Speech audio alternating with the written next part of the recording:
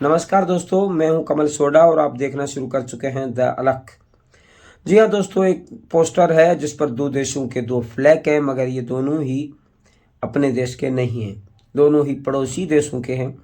एक देश है जिसका काम है चूरण बेचना, उसका नाम आपको भली भांति पता होगा, मगर उस देश की चूरण हाल में बांग्लादेश ने खरीदी, मगर उसे ना तो वो अभी हजम हो रही है, ना उसे दोस्तों वो निगल पा रहा है। क्योंकि ऐसा चालबाज पाकिस्तान, जिसने बांग्लादेश को तो एक तरफ से उत्साह करके दिया कि आपके खिलाड़ियों को आईपीएल में जगह नहीं दी जा रही है, बाहर किए जा रहे हैं, तो आप सिक्योरिटी का रीज़न बना लो और हम भी आपका साथ देते हैं। मगर साथ तो ऐसा दिया कि उनके खिलाड़ी तो क्या, पूरी टीम को ही वर्ल्ड कप से बाहर करवा दिया।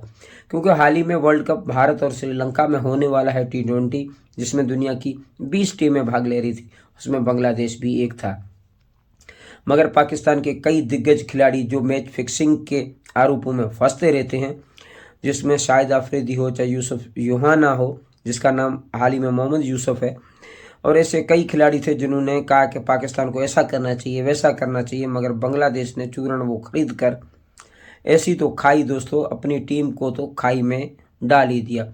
बांग्लादेश को बाहर करवाने में अगर किसी का हाथ है तो पाकिस्तान का धन्यवाद है, क्योंकि बांग्लादेश को धन्यवाद करना चाहिए, क्योंकि उनकी टीम इस बार तो उनको लात लग गई, क्योंकि ऐसी लात जिसकी बांग्लादेश को उम्मीद नहीं थी। पाकिस्तान पीछे खड़ा होकर ये कहता रहा कि हम आपके साथ हैं, हम आपके साथ हैं, मगर बांग्लादेश की टीम को जैसे ही लताड़ लगी, जैसे ही डंडा पड़ा, तो पाकिस्तान ने तो भाई साहब हाथों हाथ 2 घंटे में अपनी टीम का अनाउंसमेंट करके कह दिया कि हम आ रहे हैं साहब। ये है दोस्तों पाकिस्तान की जो दोस्तों दुगला चरित्र है, वो साफ दिखता है।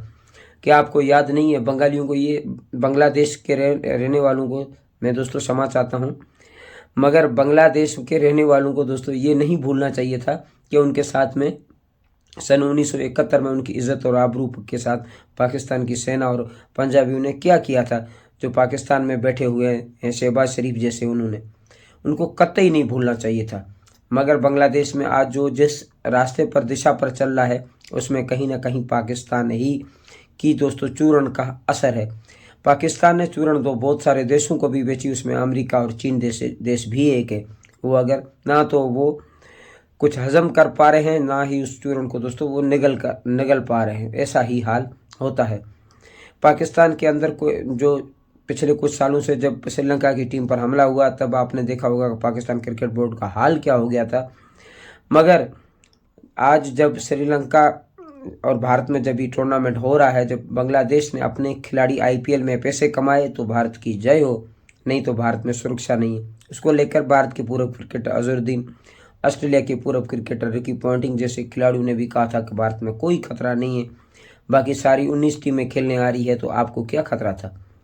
मगर पाकिस्तान ने तो ये ठान रखी थी कि हम तो डूबे सनम, तुम्हें भी लेकर डूबेंगे, क्योंकि वो चूरण बांग्लादेश ने खरीद ली और बांग्लादेश को डुबाकर खुद साइड का रास्ता ले लिया। मगर दोस्तों एक बात आपको याद यहाँ पर रखनी होगी, क्योंकि बांग्लादेश ही वो टीम थी जब श्रीलंका के अटैक के बाद बांग्लादेश ने कहा था कि हम पाकिस्तान आएंगे, मगर मौके पर बांग्लादेश ने भी पाकिस्तान को धोखा दे दिया।